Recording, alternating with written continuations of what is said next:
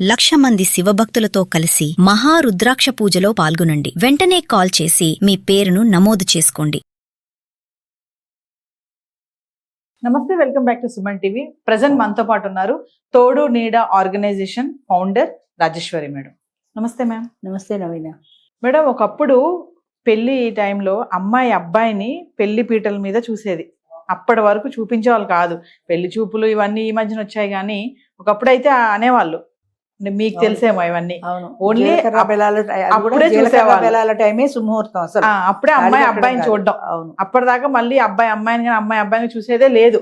కానీ ఇప్పుడు ఎలా అయిపోయింది అంటే అసలు పెళ్లికి ముందే అన్ని జరిగిపోతున్నాయి. అందులో ముఖ్యంగా చూస్తుంటే pre wedding shoot. Pre wedding shoot అనేది ఎలా తయారైపోయింది అంటే అసలు దారుణం అనమాట. ఈ మధ్య చాలా రీల్స్ చూస్తున్నాను, మీకు కూడా నేను ఒకటి పంపించాను. అంటే ఇలాంటివి చేయడం వల్ల పెళ్లికి ముందు అంటే యూత్ ఏం నేర్చుకుంటుంది, ఇంకా ఏంటంటే మరి ఒకవేళ పెళ్లి క్యాన్సిల్ అయింది అనుకోండి, సభ అవ్వకూడదు, ఇన్ కేసు ఏదో ఒక రీజన్ వల్ల క్యాన్సిల్ అయితే మరి తర్వాత వాళ్ళ పరిస్థితి ఏంటి అంటే ఒకసారి ప్రీ వెడ్డింగ్ షూట్స్ గురించి మాట్లాడుకుంటే మేడం. అది అసలు చెప్పాలంటే పూర్వకాలంలో పెళ్లి కొడుకు పెళ్లి కూతురు చూసుకోవటం అన్నది లేదు. జీలకర్ర బెల్లాలు పెడతారో అదే సుముహూర్తం. అసలు సుముహూర్తం అంటే తాళిగడ్డం కాదు, జీలకర్ర బెల్లాలు. ఆ జీలకర్ర బెల్లాలు సుముహూర్తం ఎప్పుడైతే మంచి టైం చూసి సుముహూర్తం నిర్ణయించారో అప్పటిదాకా తెరసెల్లాన్ని కడతారు పెళ్లి కూతురికి పెళ్లి కొడుకి. ఇద్దరికి మధ్య ఒకళ్ళ మొహాలు ఒకళ్ళకి కనపడవు. జీలకర్ర బెల్లాలు పెట్టినప్పుడు కూడా కనపడదు. పెట్టిన తర్వాత తెరసెల్లా తీస్తారు. తీసినప్పుడు మాత్రమే చూసుకోవాలి. ఒక ప్రవచనకారుడు చెప్పాడు, అప్పుడు వీళ్ళు జీలకర్ర బెల్లాలు పెట్టి వీడియో తీసేవాడి కేసు చూస్తున్నారు. మంచి టైంలో మీరు ఒకరినొకరు చూసుకోండి అంటే ఈ దరిద్రం లేని వాడిని చూస్తున్నారు. సుముహూర్తం టైంలో మీరు కెమెరా చూస్తుంటే మీకు మంచి ఎలా జరుగుతుంది, చెడే జరుగుతుంది. అక్కడి నుంచి సంవత్సరం దొరకడం విడాకులు అవుతాయి అని చెప్పాడు ఆయన. అలాగా ఏ సుముహూర్తంలో అయితే మంచి చేసుకోవాలో అది కాలం మారిపోయింది, అది పోయింది. అది పోయి పెళ్లి కొడుకు పెళ్లి కూతురు డైరెక్ట్ మామూలు పెళ్లి చూపుల్లోనే చూసుకుంటున్నారు. చూసుకున్న తర్వాత మాట్లాడుకోవడానికి కొంత సమయం వాళ్ళకి వేరే ఇస్తారు. వాళ్ళు బయటికి వెళ్ళి వాళ్ళ పర్సనల్ విషయాలు ఏదో మాట్లాడుకుంటారు. ఈ మధ్యనే ఒక అబ్బాయి నాకు ఫోన్ చేశాడు. ఏంటంటే పెళ్లి చూపులకి వెళ్ళాట. పెళ్లి చూపులకి వెళితే అక్కడ పిల్లాడిని మాట్లాడుకోమన్నారు. మాట్లాడుకుంటున్నప్పుడు ఆ అబ్బాయి అన్నట్ట, నువ్వు చదువుకున్నావు సంతోషమే, కానీ నీ ఉద్యోగం చేయాల్సిన అవసరం లేదు, నేనే బోల్డ్ సంపాదిస్తున్నాను, నువ్వు ఇల్లు పిల్లల్ని చూసుకుంటే చాలు, కొన్నాళ్ళ దాకా అంటే పిల్లలు పుట్టి కాస్త వారు పెరిగి పెద్దవాళ్ళు అయ్యేదాకా ఉద్యోగం మనకి వద్దు అని చెప్పాడు. ఆ అమ్మాయికి వెంటనే కోపం వచ్చింది. నేను ఇంత చదువుకుని ఉద్యోగం చేయకుండా ఇంట్లో కూర్చొని నీ పిల్లల్ని పెంచి ఆయాననుకున్నావా నేనని ఏదో కోపం వచ్చింది. కాదు, నేను ఉద్యోగం చేస్తానంది. అక్కడ ఇద్దరికి మాట తేడా వచ్చేసింది. ఆ తర్వాత ఆ అబ్బాయికి ఎక్కడో వేరే వాళ్ళ ఊళ్ళో ఎక్కడో స్థలమో ఇల్లు ఏదో ఉంది, అది అమ్మేసి మనం హైదరాబాద్లో ఇల్లు కొనుక్కుందాము, మనం సొంత ఇంట్లో ఉండొచ్చు, అది పాత ఇది పనికిరాంది కాబట్టి అది అమ్మేద్దాం అనుకుంటున్నాను అన్నాడు. ప్రాపర్టీ విషయం మాట్లాడుకుంటూ. ఆ విషయంలో కూడా అమ్మాయికి నచ్చలేదు. అది అమ్మేయడం ఎందుకు, అది అమ్మేయకుండానే వేరే కొనుక్కోవచ్చు కదా అన్నది ఆ అమ్మాయి అభిప్రాయం. అభిప్రాయాలు కలవలేదు. 3 ఈ గొడవలు వచ్చిన తర్వాత ఒక వారం రోజులు అబ్బాయి ఫోన్ చేయలే. ఫోన్ చేయకపోతే ఆ అమ్మాయి తరఫున మీడియేటర్ ఎవరో మాట్లాడట, నువ్వు వారం రోజులు ఈ అమ్మాయికి ఫోన్ ఎందుకు చేయలేదు అని.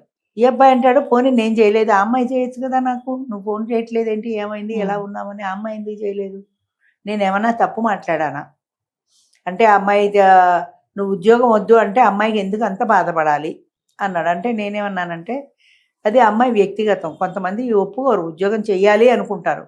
కొంతమంది చదువుకున్నాం వీలైతే చేద్దాం లేకపోతే లేదంటారు. అది మీ ఇద్దరి మధ్యన అండర్స్టాండింగ్. అది అమ్మాయి ఒప్పుకున్నప్పుడు నువ్వు ఆ సంబంధమే చేసుకొని కొట్టుకు చావడం ఎందుకు, వేరే మ్యాచ్ చూసుకో, నీకు సూటబుల్ వ్యక్తిని చూసుకో. ఆ అమ్మాయిని చేసుకోవడం నాకు ఇష్టం. ఇప్పుడు 2 రకాలు. ఇష్టమైనప్పుడు జీవితంలో కాంప్రమైజ్ అవ్వాలి. కాంప్రమైజ్ అవ్వను అంటే నీ ఇష్టాన్ని వదులుకోవాలి. కాంప్రమైజ్ అవ్వకపోతే అమ్మాయిని వదులుకో. ఆ అమ్మాయే కావాలనుకుంటావా, జీవితంలో కాంప్రమైజ్ అవ్వు. ఆ అమ్మాయినేమో నేను ఇల్లు అమ్ముతానంటే ఇష్టపడలేదు, ఉద్యోగం చేయొద్దంటే ఇష్టపడలేదు. స్టార్టింగ్లో పెళ్ళికి ముందే మీకు ఇన్ని అభిప్రాయ భేదాలు వచ్చాయి, రేపు పొద్దున పెళ్ళైన తర్వాత ఇంకా ఎన్ని వస్తాయో. అని చేత సర్దుబాటు గుణం అనేది ఉండాలి ప్రధాన అంశము. రెండోది ఏది మంచి ఏది చెడ్డ అనేది కూడా తెలియాలి. ఆ అబ్బాయి చెప్పిన పాయింట్ కొంతవరకు, కొన్నాళ్ళ దాకా పిల్లలు కాస్త పెరిగి పెద్దవాళ్ళు అయ్యేదాకా, పెళ్ళయ్యాక పిల్లలు పుడతారు కదా, వాళ్ళు పెళ్ళయ్యేదాకా నువ్వు ఉద్యోగం వద్దు అని. మరి ఆ అమ్మాయి ఉద్యోగం నేను చేస్తానని, ఆ అమ్మాయి పాయింట్ ఆఫ్ వ్యూలో నేను ఇంత చదువుకున్నాను, నేను ఉద్యోగం ఎందుకు మానాలి అని. అంచేత ఇలాంటి వాటిల్లో తప్పు రైట్ అనేది ఎవరు చెప్పలేరు. అమ్మాయి పాయింట్లో అమ్మాయిది కరెక్ట్, ఈ అబ్బాయి పాయింట్లో ఈ అబ్బాయిది కరెక్ట్. అంచేత ఇద్దరు కూర్చొని మాట్లాడుకుని రాజీకి రావాల్సిందే. కానీ సర్దుబాటు గుణం అనేది ఉంటే, లేదంటే చెట్పట్టని ఇద్దరు విడిపోయి ఎవరి దారిని వాళ్ళు వేరే పెళ్ళిళ్ళు చేసుకోవాల్సిందే. అంచేత జీవితంలో సర్దుబాటు అనేది చాలా అవసరం.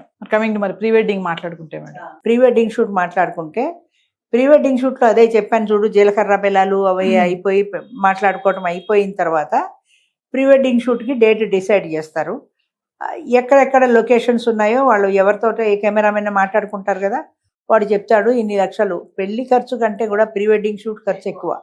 ఎందుకంటే వీళ్ళు వెళ్ళాలి, ఒక రెస్టారెంట్లోనో ఒక హోటల్లోనో ఇక్కడ రూములు బుక్ చేయాలి, వాడికి కూడా రూమ్ బుక్ చేయాలి, ఆ లొకేషన్కి వెళ్ళి తీసుకోవాలి. అక్కడ వాడు చెప్తాడు అమ్మాయి భుజం చుట్టూ చెయ్యండి, ఇలా దగ్గర తీసుకోండి, ఇలా హక్ చేసుకోండి అని వాడు డైరెక్షన్స్ చెప్తూ ఉంటాడు. వీళ్ళు సినిమాల్లో చూస్తుంటారు కదా, ఆ సినిమాల్లో చూసిన సీన్లన్నీ రియల్ లైఫ్లో వీళ్ళు కూడా చేస్తూ ఉంటారు. దానివల్ల ఒకటి నష్టం ఏంటంటే, ప్రీ వెడ్డింగ్ షూట్కి పెళ్లి కొడుకు పెళ్లి కూతురు మాత్రమే వెళ్తారు, పేరెంట్స్ ఎవరు వెళ్ళరు. వాళ్ళకి ఏకాంతం, పెళ్లి చేసుకుని భార్యాభర్తలు అవుతాము అన్న సాన్నిహిత్యం ఈ ప్రీ వెడ్డింగ్ షూట్ సీన్లలో ఒకరి స్పర్శ ఒకళ్ళకి, దాంతో ఎమోషనల్గా బాగా దగ్గర అవుతారు ఇద్దరు.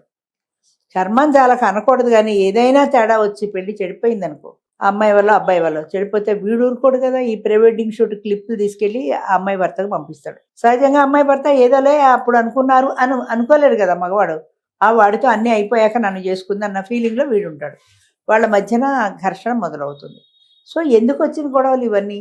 అంచేత పూర్వకాలం అంత కాకపోయినా ఏదో మీరు పెళ్లి చూపుల్లో మాట్లాడుకుంటే అయిపోయాయి కదా, మళ్ళీ ప్రైవేట్గా మాట్లాడుకోవడం, అది కాక ప్రీ వెడ్డింగ్ షూట్ కానీ కొడైకెనాల్ అవి ఎక్కడెక్కడికో వెళ్ళడం, ఎక్కడెక్కడో సీన్లలో తీసుకోవడం, దాంట్లో ఇద్దరు హక్ చేసుకోవడం, అన్నీ అయిపోతున్నాయి ఇంచుమించు చెప్పాలంటే. అసలు ప్రీ వెడ్డింగ్ షూట్ చూస్తే అన్నీ పెళ్లికి ముందే సీన్స్ అలా ఉంటున్నాయి చూడ్డానికి కూడా.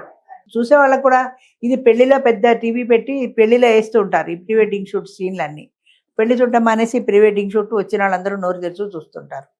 అంచేత అవి అంటే తప్పు పట్టామంటారు, కానీ ఎంతవరకు అవసరమో 10 మందికి అంతవరకే, కానీ అంతవరకే బహిర్గతం చేయాలి. కానీ మొత్తం అంతా మీరు చూపించేస్తే ఇక పెళ్ళి ఏముంది, థ్రిల్ ఏముంది, ఫస్ట్ నైట్ ఏముంది? ఫస్ట్ నైట్ కొత్తతనం ఏం కనిపించింది? భార్యాభర్తలు ఇద్దరు మొదటి రాత్రి కలిసినప్పుడు ఆ స్పర్శ, ఆ కొత్తతనం వాళ్ళు ఫీల్ అవ్వాలి. అది కాకుండా మీరు అన్నీ అయిపోయాక వస్తే అది ఎన్నో రాత్రో తెలియకుండా ఉంటే ఇంక కొత్తతనం ఏమొస్తుంది? అంచేత ప్రీ వెడ్డింగ్ షూట్కి తీసుకోవచ్చు, కానీ దానికి కూడా కొంత పరిమితి ఉండాలి. పరిమితిని మించి, లిమిట్ని మించి అన్లిమిటెడ్గా వాళ్ళు బాడీలో ఎక్స్పోజ్ చేయడము, ఇవన్నీ చేస్తున్న కొద్దీ కూడా చూసే వాళ్ళకు కూడా అసహ్యంగా అసభ్యంగా అనిపిస్తాయి. యంగ్స్టర్స్ కి కూడా ఇలాంటి చూసినప్పుడు ఏంటంటే వాళ్ళకు కూడా సెక్స్ పైన ఆలోచనలు రావడము, కొన్ని వేరే దారులకి అవి తీసుకెళ్లడము, ఇలా వీళ్ళు ఈ ప్రీ వెడ్డింగ్ షూట్లు ఇలా చేయడం వల్ల వాళ్ళ మైండ్ సెట్ కూడా మారుతుంది. దీనివల్ల వాళ్ళు ప్రీ వెడ్డింగ్ షూట్ వీడియోలు చేసేవాళ్ళు బాగుపడుతున్నారు, లక్షలు తీసుకుని వాళ్ళు బాగుపడుతున్నారు, కానీ మీరు నాశనం అయిపోతున్నారు కదా. ఇంత అయిన తర్వాత పెళ్ళి అవుతుందో తెలియదు, వస్తుందో తెలియదు, పెళ్ళి అయ్యాక ఎన్నాళ్ళు కలిసి ఉంటారో తెలియదు, ఏడాది 2 నెలలకే విడాకులు ఇచ్చుకుంటున్నారు ఇన్ని చేసుకున్న తర్వాత. అందుకని ప్రీ వెడ్డింగ్ షూట్లైనా పెళ్లి చూపులైనా ఏవైనా కూడా దానికి కొంత పరిమితి ఉన్నప్పుడు పర్వాలేదు, పరిమితిని మించి వెళ్తే మాత్రం ఏదైనా కష్టమే. Thank you. మంచిది.